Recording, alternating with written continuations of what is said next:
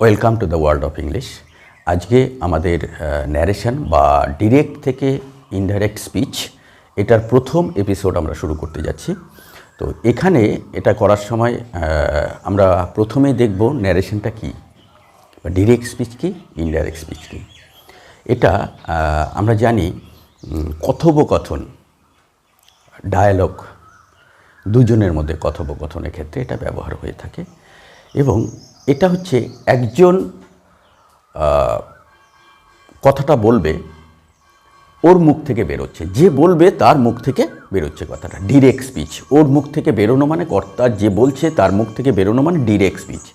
কিন্তু সেই স্পিচটাই যখন আমরা বলবো, তোমরা বলবে বা অন্য কেউ বলবে, সেই স্পিচটা তখন ইনডাইরেক্ট। কেন ইনডাইরেক্ট? তার স্পিচটাকে আমরা বলছি, তাই ইনডাইরেক্ট।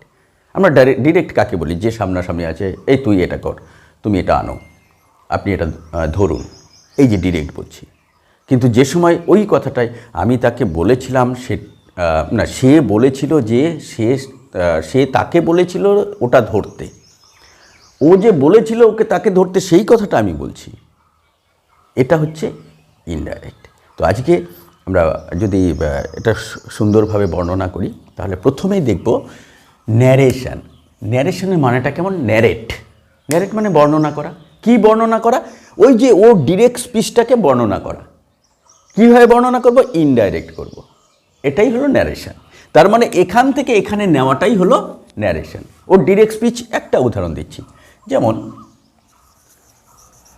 রাম said, কমা, ইনভার্টেড কমা, কি বলবো? রহিম প্লেস ফুটবল হয়ে গেল, এই যে ইনভার্টেড কমার মধ্যে। এইবার এই রাম সেইড রহিম প্লেস ফুটবল, এই যে রামের মুখ থেকে এই কথাটা বেরিয়েছে। ফার্স্ট এটা আমাদের বুঝতে হবে, এই কথাটা যে ইনভার্টেড কমার মধ্যে থাকবে, সেই কথাটা রামের মুখ থেকে বেরিয়েছে। এবার এই কথাটা যে বেরিয়েছে, এই কথাটা তোমাদের, আমাদের বা অন্য কেউ বলবে। এই কথাটাই ও বলেছে, যে রাম বলেছিল যে রহিম ফুটবল খেলে। এবার এটা আমরা বললে কি, রাম বলেছিল যে রহিম ফুটবল খেলে, এই যে এই ব্যাপারটা। তো এখানে করতে গেলে কিছু নিয়ম আছে। প্রথম নিয়মটা আমাদের দুটো স্পিচের নামটা মনে রাখতে হবে, তাতে আমাদের করতে সুবিধা হবে। দুটো স্পিচের নাম থাকবে। তো এটাকে বলছে রিপোর্টিং স্পিচ, সিম্পল। এটাকে বলছে রিপোর্টেড স্পিচ। এই দুটো স্পিচের নাম রাখতে হবে। এবার বলে রাখি, এই রিপোর্টেড স্পিচটা মানে ইনভার্টেড কমার মধ্যে হবে, সিম্পল। রিপোর্টেড স্পিচ মানে ইনভার্টেড কমার মধ্যে হবে। এবার এই ইনভার্টেড কমাটা বাক্যের শুরুতেও হতে পারে, যেমন রহিম প্লেস ফুটবল সেইড রাম, এটা হবে, সেইটাও আগে যেতে পারে, সেইড রাম। অথবা রহিম প্লেস ফুটবল রাম সেইজ, পেছনে লিখতে পারে। এই দুটো, তার মানে ইনভার্টেড কমার মধ্যে যেটা আছে সেটার নাম দিয়ে দিব রিপোর্টেড স্পিচ, ইডি। আর যেটা বলছে সেটা আইএনজি, এটাই মাথায় রাখবো। আইএনজি হচ্ছে যেটা ইনভার্টেড কমা ছাড়া, এই সেইড যে জায়গাটা এটা, আর ইডি হচ্ছে ইনভার্টেড কমার মধ্যে যেটা আছে, রিপোর্টেড আর রিপোর্টিং। এটা ক্লিয়ার হয়ে গেল। এইবার আমাকে কি করতে হবে? এখানের ডিরেক্ট থেকে ইনডাইরেক্ট করতে গেলে তিনটে নিয়ম, সিম্পল তিনটে নিয়ম। কীরকম? প্রথম, আমরা এটা অ্যাসার্টিভ সেন্টেন্সের করছি। আমরা 5টা বাক্য আমাদের আগের ভিডিওতে শিখিয়েছি, ইম্পারেটিভ সেন্টেন্স, অ্যাসার্টিভ সেন্টেন্স, আগের ভিডিওটা দেখে দেবে। আর সেই ভিডিও থেকে আমরা প্রথমেই শিখে নেব অ্যাসার্টিভ সেন্টেন্স বা স্টেটমেন্ট। তো অ্যাসার্টিভ সেন্টেন্স বা স্টেটমেন্ট যখন আমরা করব, তখন এখানে দেখব ওটা করেই পরবর্তী যে 5টি সেন্টেন্স থাকবে, assertive, interrogative, imperative, optative, exclamatory, ধীরে ধীরে পরেরগুলো যাব। এটা শিখতে পারলে ওইগুলো আসবে। তো আমরা অ্যাসার্টিভ সেন্টেন্স বা স্টেটমেন্ট যেটা টেন্সে করেছি, টেন্সের চ্যাপ্টার টেন্স শিখেছি, সেই অনুযায়ী করছি। তো এখানে করতে গেলে প্রথম আমাদের দেখতে হবে রিপোর্টিং স্পিচের ভার্বটা কী আছে। এখানে সেইড, আসলে সেইড ভার্বের প্রেজেন্ট ফর্ম কি ছিল? সে। এটার প্রেজেন্ট ফর্ম ছিল সে, আমার প্রেজেন্ট ফর্মে নেই, পাস্ট ফর্মে। এখানে একটা মজার ব্যাপার, যদি প্রেজেন্ট ফর্ম বা ফিউচার ফর্ম হয়, বা উইল সে প্রেজেন্ট বা ফিউচার ফর্ম হয়, তাহলে এটার থেকে এটায় টেন্সের কোনো পরিবর্তন হবে না, যে টেন্স থাকবে সেই টেন্সের। কিন্তু একটু ঝামেলার ব্যাপারটা হচ্ছে, এটা যখন পাস্ট টেন্স হয়ে যাবে তখন এখান থেকে যখন এখানে লিখব এটা টেন্সের পরিবর্তন হবে। সিম্পল একটা নিয়ম হলো। দ্বিতীয় নিয়মটা, প্রথমটা ধরতে হবে এটা কোন স্পিচে আছে, তার মানে 5টা বাক্যের ফার্স্ট ধরতে হবে 5টা সেন্টেন্স, 5 সেন্টেন্সেস। 5টা সেন্টেন্সের মধ্যে আমাদের কোনটায় পড়েছে ফার্স্ট। সেকেন্ড ধরতে হবে 2 নম্বর, ধরতে 5টা সেন্টেন্স ধরার পরেই ধরতে হবে রিপোর্টিং স্পিচের ফর্মটা কোনটা, প্রেজেন্ট না পাস্ট। তার মানে রিপোর্টিং স্পিচ, রিপোর্টিং ভার্বটা ধরতে হবে। রিপোর্টিং ভার্ব টেন্স লিখে দিলাম, তার মানে রিপোর্টিং ভার্বের টেন্স ধরতে হবে। এই দুটো কিন্তু আমাদের ধরতে হবে। এটা প্রথমে অ্যাসার্টিভ, আমরা আজকে আলোচনায় অ্যাসার্টিভ স্টেটমেন্ট, তাই এটা নিয়ে সিম্পল প্রথমটাই ধরবো, এটা 1 নম্বর সেন্টেন্সটাই নিয়ে আলোচনা করছি। এটা রিপোর্টিং ভার্ব টেন্স আমরা ধরে ফেলেছি, এটা পাস্ট। আমরা পাস্ট টেন্স নিয়েই প্রথম আলোচনা করব। কেন? যেহেতু প্রেজেন্ট টেন্স বা ফিউচার টেন্সে টেন্সের পরিবর্তন হবে না, তাই আমরা ওটা পরে আলোচনা করছি। যেহেতু পাস্ট টেন্সে পরিবর্তন হবে, তাহলে আমরা এটা নিয়েই আলোচনা করব, পরিবর্তনটা কি হবে। তার আগে একটু বলে রাখি, এই দুটো জিনিস মনে রাখতে হবে যে এই যে রিপোর্টিং স্পিচটা আছে, এটা থেকে এখানে যখন নিব তাহলে কি ইনভার্টেড কমা এখানে থাকবে? না, ইনভার্টেড কমা থাকবে না। তখন এই ইনভার্টেড কমাটাকে কিন্তু তুলে দিতে হবে। আর একটা কথা মনে রাখতে, এটা যা আছে তাই লিখে দিতে হবে। আমাদের যত কাজ, যত টেকনিক এখানে খাটাতে হবে। এটা যেভাবে আছে সিম্পলি ওভাবে রেখে দাও, রেখে দিয়ে যত টেকনিক, যত কাজ এখানে করব, কিভাবে করব, এটা যেভাবে আছে আমি লিখে দিলাম। আমি এটাকে কেটে দিলাম, তাহলে জায়গাটা ভালো হবে, সুবিধা হবে। এখানে লিখে দিলাম রাম সেইড, যা আছে তাই লিখলাম। লিখার পর ইনভার্টেড কমা উঠিয়ে দিলেই এই 1 নম্বর বাক্য অ্যাসার্টিভ সেন্টেন্সে দ্যাট বসে যায়, উঠে গেল দ্যাট। তার মানে এখানে কি সব বাক্যে 5টা বাক্যে দ্যাট? না, ওগুলো পরে শেখাবো। দ্যাটের জায়গায় কোথাও ইফ হয়, কোথাও টু হয়, কোথাও নট টু হয়, এরকম হতে পারে। কিন্তু আমরা যেহেতু 1 নম্বর অ্যাসার্টিভ বাক্য নিয়ে আলোচনা করছি বা স্টেটমেন্ট নিয়ে, ওখানে দ্যাট হয়ে যাবে, ইনভার্টেড কমা উঠে গেল। এইবার যেহেতু বলেছি পাস্ট টেন্সে আছে, টেন্সের পরিবর্তন আছে, তাহলে আমাদের টেন্সের পরিবর্তনটাও একটু আলোচনা করতে হবে, কি কি পরিবর্তন হয় আমি দেখাচ্ছি একটু পরে। তো আমি এটা একবার দেখিয়ে নিচ্ছি। রহিম প্লেইস ফুটবল, রহিম প্লেইস ফুটবল।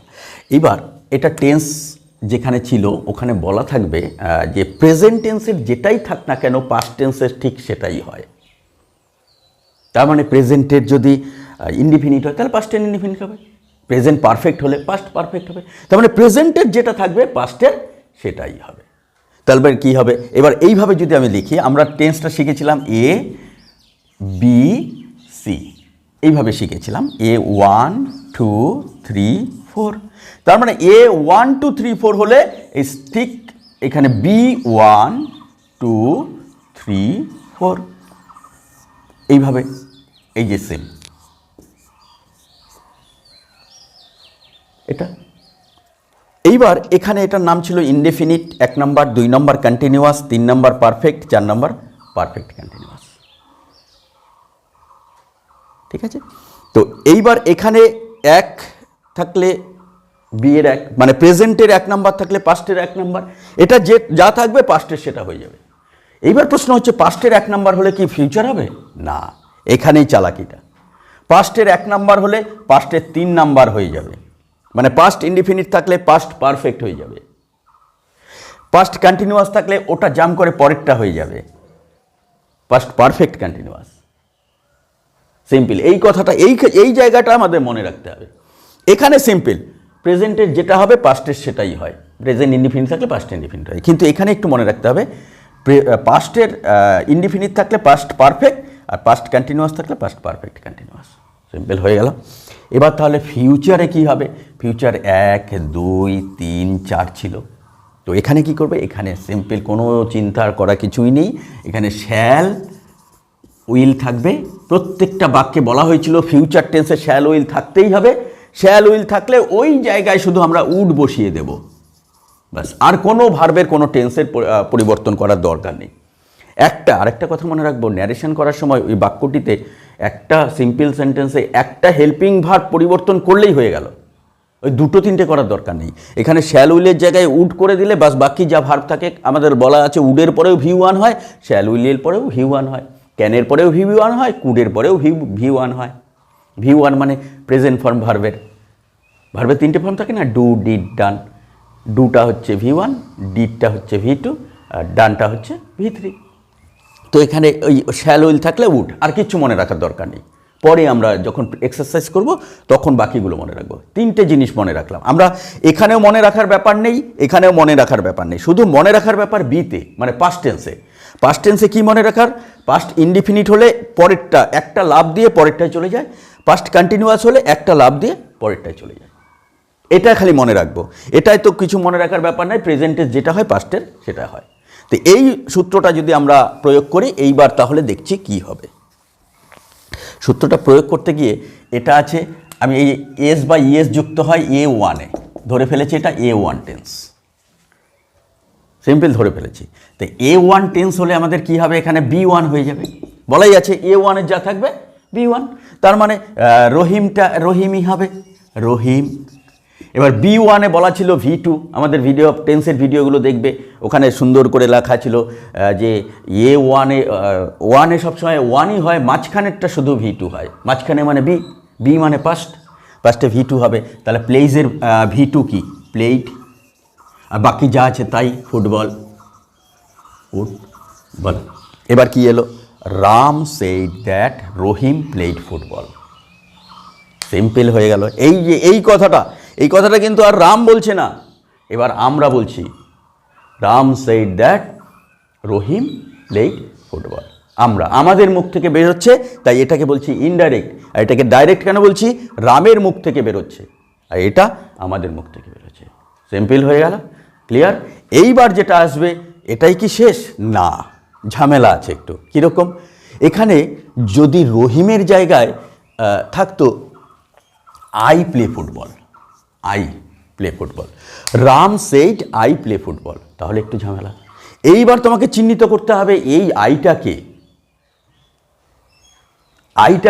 আইটা মানে রাম। তখন তুমি যদি আমরা যারা বিগিনার্স, তারা প্রথম কি করবে, একটু চিহ্নিত, এই রামটাকে আইটাকে মিলিয়ে নিলাম, তাহলে করতে সুবিধা হবে। তাহলে ও বলছে আমি ফুটবল খেলি,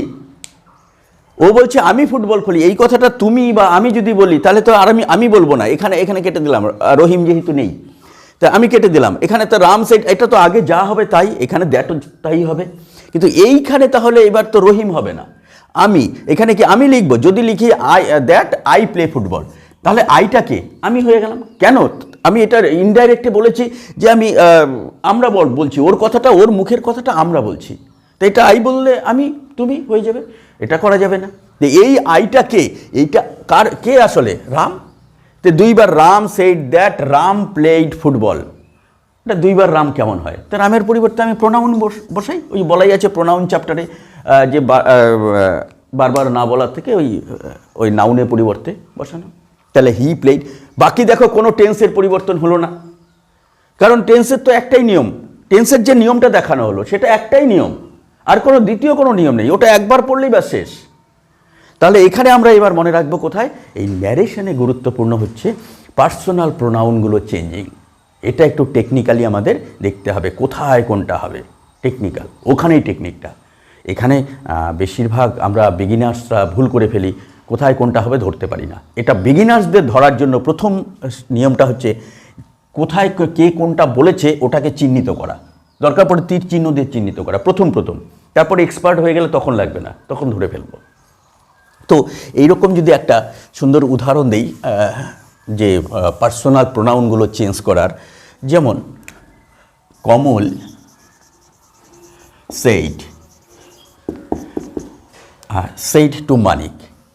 said to Manik, comma inverted comma দিলাম, I help you, I help you. Simple. Kamal বলল যে আমি তোমাকে সাহায্য করব। এইবার আমাদের তাহলে আই আছে ইউ আছে, এটা চিহ্নিত করতে হবে কে কোনটা। আই বলতে কে? কমল, ব্যাস হয়ে গেল, এই কমল। ইউটা কে? ইউটা হলো মানিক, ব্যাস এই যে এইভাবে চিহ্নিত করে দিলে শেষ। এইবার যখন এখানে করবে কি করবে? কমল, কমল।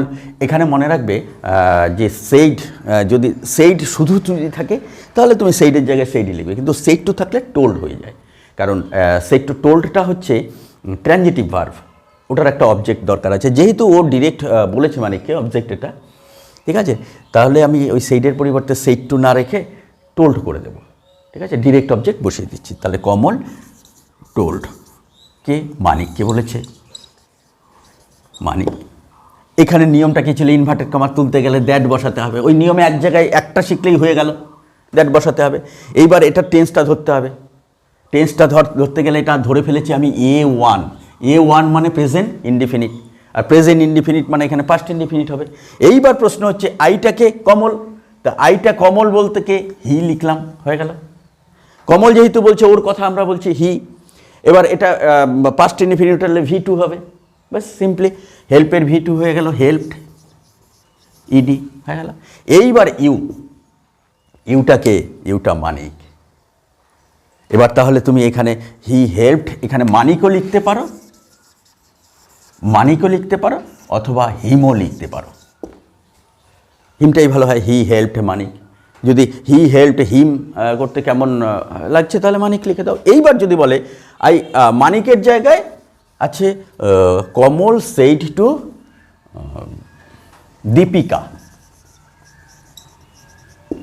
দীপিকা, এখানে এটা মেয়ে হয়ে গেল, এটা ছেলে হয়ে গেল। এই ক্ষেত্রে দেখো এটা সুবিধা হয়ে যাবে কীরকম, তখন এখানে হিমটা, এই মানিক তো হবে না, হেল্প কাকে করবে? হেল্প করবে দীপিকাকে, তখন হার করে দিলে, বেশ সুন্দর হয়ে গেল। তার মানে কী করলো? দ্যাট হি হেল্পড হার। এটা হলো ন্যারেশন। এইবার প্রশ্ন হচ্ছে তাহলে আই হেল্পড, যদি এইখানে ইডি থাকতো, আই হেল্পড ইউ, তাহলে কি আছে? তখন এখানে টেন্সটা ধরতে হবে। আই হেল্প টু, এর টেন্সের সূত্র VSO বের করলে টেন্সটা ধরা যাবে VSO, এটা ভি সাবজেক্ট প্লাস ভার্বের টু ফর্ম প্লাস অবজেক্ট। এটা B1 আছে, B1 মানে পাস্ট ইনডিফিনিট। তো আমাদের বলা হচ্ছিল বিতে থাকলেই প্রথম 1 থাকলে একটা লাভ দিয়ে পরেরটায়, তার মানে 1 নাম্বার থাকলে 3 নাম্বার হয়ে যাবে। 3 নাম্বার মানে বি পারফেক্ট। এবার পারফেক্টে কী হয়? পারফেক্টে হ্যাড আসে, সিম্পল। আমি ধরে ফেললাম 3 হবে মানে এখানে হ্যাড আসবে, তাহলে সব একই থাকবে, শুধু এই জায়গাটায় হি হ্যাড হেল্পড হার হয়ে গেল। এবার যদি এটা আই ওয়াজ হেল্পিং ইউ এমন থাকতো, আমি ধরে নিলাম এটা আছে I was helping you, I was helping you, ধরে নিলাম এটাই আছে। এবার তাহলে কি হবে? আই ওয়াজ হেল্পিং ইউ, তাহলে এটা টেন্সটা ধরতে হবে। এটা আছে B2, সিম্পল। B2 ধরে দিলাম যে ওয়াজ ওয়ার পরে ভার্বের আইএনজি B2। এবার ওখানে বলাই আছে B2 থাকলে তার একটা লাভ দিয়ে পরেরটায় চলে যাবে, তার মানে B3 আর হবে না, কি হয়ে যাবে? 4-এ চলে যাবে। 3 হবে না, একটা লাভ দেওয়া মানে 4-এ চলে এলো। তো B4-এ কে থাকে? হ্যাডবিন থাকে। ওই যে ধরাও শেষ, আমাদের সূত্রটা আগে টেন্সটা দেখে বুঝতে হবে, ওখানে B2 4-এ কী হয়? হ্যাডবিন। সুন্দর করে আমাদের টেন্সের ভিডিওগুলো দেখলেই বোঝা যাবে। তো এইবার এই হেল্প B2 থাকলে এখানে তখন এটা কি হয়ে যাবে? দেখো দ্যাটের পরে তখন এটা যেহেতু পাস্ট কন্টিনিউয়াস থাকলে পাস্ট পারফেক্ট, তাহলে কি হবে? হি হ্যাড বিন এসে গেছে, হ্যাড বিন হেল্পিং হার। দেখো মিলে গেছে। তার মানে তোমাকে টেন্সটা ওইভাবে করতে হলো। এই তো গেল টেন্সের নিয়মটা। এইবার সাবজেক্টের নিয়মটা দেখে দেখে টেকনিক্যালি তোমাকে পাল্টাতে হবে, কোথায় কোনটা হবে সেটা প্রথম ওই যে বলছে তীর চিহ্ন দিয়ে দেখিয়ে দিতে হবে, করে তারপর করলে, কিন্তু যখন এক্সপার্ট হয়ে যাবে তখন আর দরকার নেই, তখন এমনি বুঝে যাবো এটা হয়ে যাবে। এবার ব্যাপার হচ্ছে এটাই কি শেষ? না। যেমন আই ওয়াজ হেল্পিং ইউ, এখানে লিখে দিলাম yesterday, I was helping you yesterday. এইবার এই কথাটা এই কথাটার জন্য এটা হলো চেঞ্জ হবে, এটাও চেঞ্জ হবে। এখানে চেঞ্জটা ইয়েস্টারডে থাকলে the previous day, the previous day, previous day. আর এখানে যা ছিল তাই, এখানে নো চেঞ্জ। আমরা আগে যেটা শিখেছি সেটাই, শুধু ওই শব্দটা ইয়েস্টারডে থাকলে দ্য প্রিভিয়াস ডে। যেমন Kamal told Deepika that he had been helping her the previous day. Simple হয়ে গেল। শুধু কি এই ইয়েস্টারডে না, এখানে দেখবে যে কোনো ভালো একটা গ্রামার বইয়ে ওখানে দেওয়া থাকে ন্যারেশন বা ডিরেক্ট থেকে ইনডাইরেক্ট স্পিচের মধ্যে শব্দগুলো দেওয়া থাকলে, নাও যদি নাও থাকে তো দেন হয়, নাও থাকলে দেন হয়, টুডে থাকলে দ্যাট ডে হয়, দ্যাট ডে হয়, টুমোরো থাকলে দ্য কামিং ডে অথবা দ্য নেক্সট ডে হয়, টুমোরো থাকলে দ্য নেক্সট ডে। তারপরে হিয়ার থাকলে দেয়ার হয়, হিয়ার থাকলে দেয়ার, হেন্স থাকলে দেন্স হয়, দিস থাকলে দোজ হয়। এগুলো দেখবে ওই একটা যে কোনো গ্রামার বই দেখলেই ওখানে পেয়ে যাবে সবগুলো। এবার প্রশ্ন হচ্ছে একটা মজার ব্যাপার, কাম থাকলে গো হয়। এটা এই ভার্বটা একটু মনে রাখতে হবে, সব ক্ষেত্রে না, কিছু কিছু ক্ষেত্রে ওই যে কাম থাকলে গো হয়ে যাবে। যেমন may I come in sir, ও বলছে, তখন তুমি যখন বলবে যে হি মাইট গো ইন, এটা বলে দিয়েছে। ঠিক আছে, তো এইভাবে করে আমাদের দেখতে হবে কখন কোনটা বসে। এটা হলো অ্যাসার্টিভ। আজকে যে আলোচনাটা হলো এটা একটা সেন্টেন্স, 5টা সেন্টেন্সের মধ্যে একটা সেন্টেন্সের আলোচনা হলো, যেটাকে বলছি আমরা অ্যাসার্টিভ সেন্টেন্স। এইটাকে বেস করে আমরা পরবর্তীতে আস্তে আস্তে পরের ধাপগুলো করে নেব। আর এটা প্র্যাকটিস করতে গেলে আমাদের বাড়িতে এই কথাগুলো নিয়ে বসতে হবে, নিজেদের লিখতে হবে। লিখলে আরও ভালো ভালো ধারণা হবে, ভালো ভালো এক্সারসাইজগুলো করতে হবে। প্রথম দিন ওই বাকি এক্সারসাইজ দেখা যাবে না, কোনো একটা কোশ্চেন ব্যাংক বা কোনো কিছু নিয়ে এক্সারসাইজগুলো অ্যাসার্টিভ সেন্টেন্সের যতগুলো আছে সেইগুলো সব করে নাও। আর তার করতে গিয়ে তারপর যদি কোথাও আটকে যাওয়া বা ভুল হয় তাহলে আমাদের কমেন্ট বক্সে লিখো, আমাদের টিম আছে তারা উত্তর দিয়ে দেবে এই কমেন্ট বক্স থেকে। তো এই ভিডিওটা যদি ভালো লাগে তাহলে শেয়ার করবে, সাবস্ক্রাইব করবে এবং অল নোটিফিকেশান বেলটি টিপে রেখে নতুন নতুন ভিডিওগুলো গ্রহণ করবে। সবাই ভালো থাকবে, সুস্থ থাকবে।